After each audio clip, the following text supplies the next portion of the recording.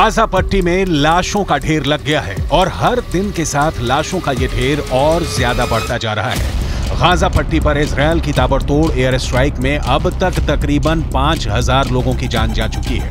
लेकिन न इजरायल का हमला कम हुआ है, न इरादा बदला है, बल्कि हर बढ़ते दिन के साथ इजरायल का बदला और ज्यादा खूनी होता जा रहा है।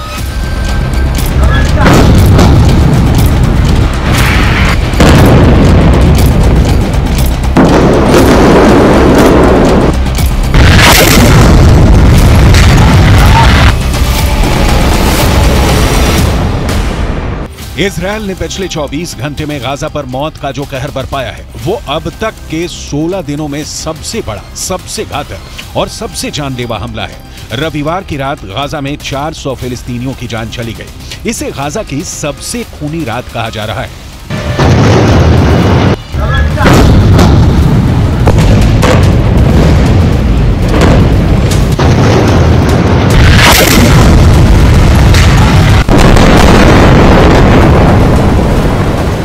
दरअसल रविवार की रात इजरायली सेना के एक टुकड़े गाजा में बंधक बनाकर रखे गए बंधकों की टो लेने गई थी।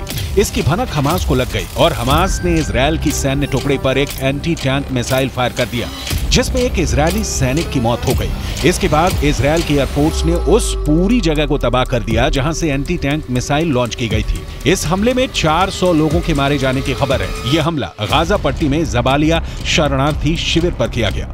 इजरायल के रियर एडमिरल हगारी ने रविवार की रात इस बात की पुष्टि की कि गाजा के खान यूनिस इलाके में बंधकों को छुड़ाने की नाकाम कोशिश के दौरान एक सैनिक की मौत हो गई और 3 सैनिक घायल हो गए।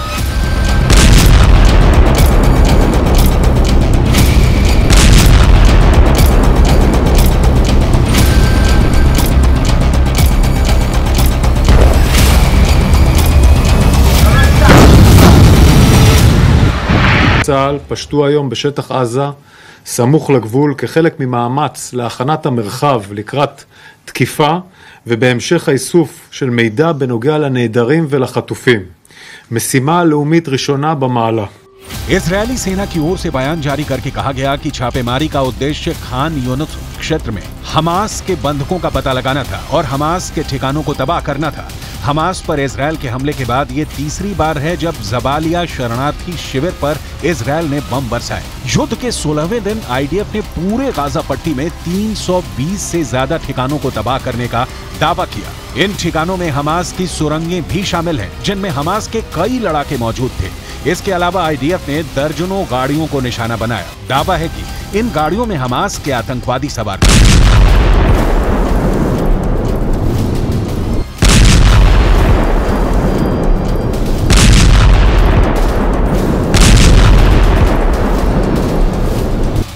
इधर गाजा में अब तक की सबसे बड़ी बमबारी करने के बाद इजरायली पीएम को भी नींद नहीं आई। सुबह होते ही पीएम नेतन्याहू ने अपनी सेना के टॉप जनरलों, कमांडरों और अपने वॉर कैबिनेट की बैठक बुलाई, जिसमें इस हमले के बाद पैदा होने वाले संभावित हालातों से निपटने की रणनीति पर चर्चा की गई।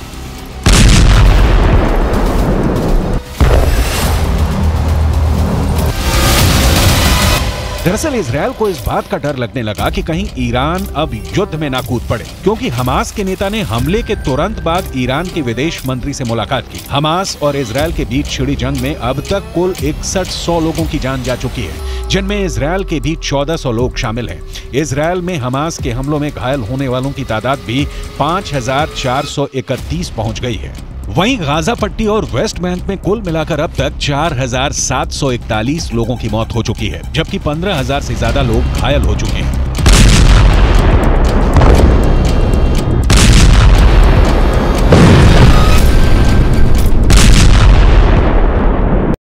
रविवार को कहा कि गाजा पट्टी में इजरायल का ग्राउंड ऑपरेशन 3 महीने तक चल सकता है।